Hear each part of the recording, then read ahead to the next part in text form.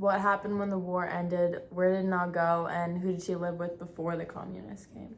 Well, she married a Da when she was a teenager, and then they lived out, and he was from a very wealthy family, so they lived on a property out in the country.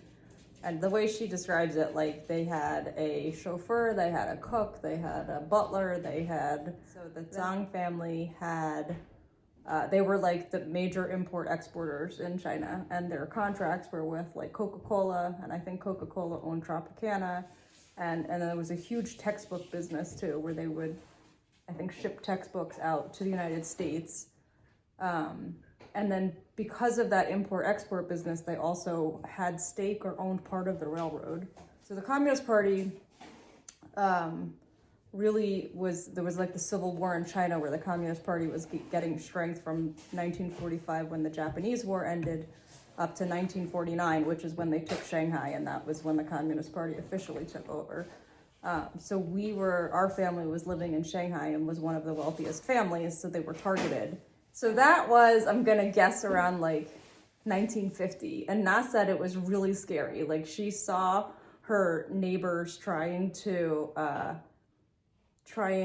bury some of their jewelry and like really valuable things in the backyard. And when the Communist Party came and did a house raid, found them buried in the backyard and killed the whole family. So she said it was terrifying. So she has 5 kids. She's like 26 years old, maybe, like she's really young, and she decides that she's got to get the kids out. So they were going to go to Hong Kong to stay with some relatives, but my mom, who was the oldest, couldn't go because she was already in school, so they didn't want it to be suspicious. So she left with the 4 babies, and my mom stayed behind with her grandpa.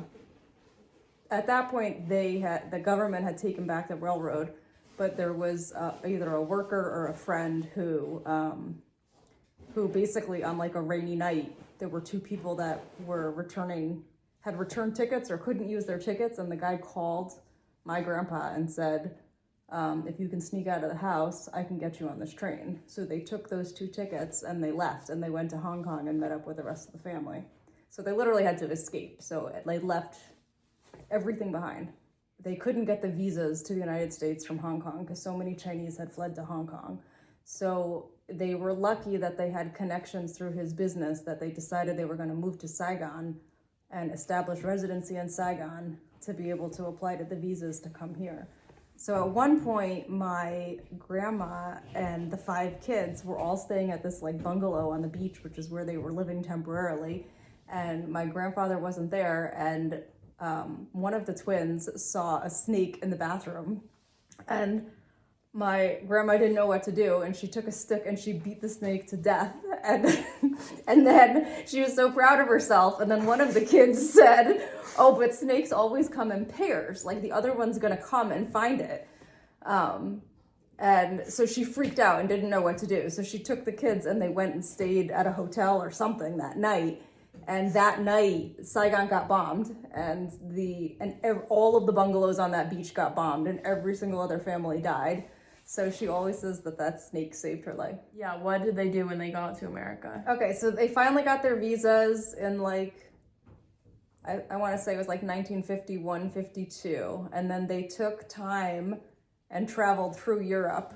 And so maybe they were traveling for like 6 months or 9 months before they came here in either late 52 or early, I want to say it was spring of 53 that they came to the United States. And Ada's uncle was living in a 3-bedroom apartment in Queens. So all 7 of them, the parents and the 5 kids, moved in with the uncle into the 3-bedroom apartment in Queens. And yeah, they had to figure it out. Like they had nothing but what they brought with them.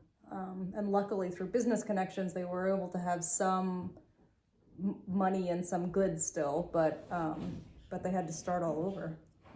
They eventually opened a little store on Broadway. And at that point she had 6 kids because her youngest was born here. And they called the store Carl Eddy because that's the name of the 2 boys. Well, I mean, I've always wondered what happened to the land and the company.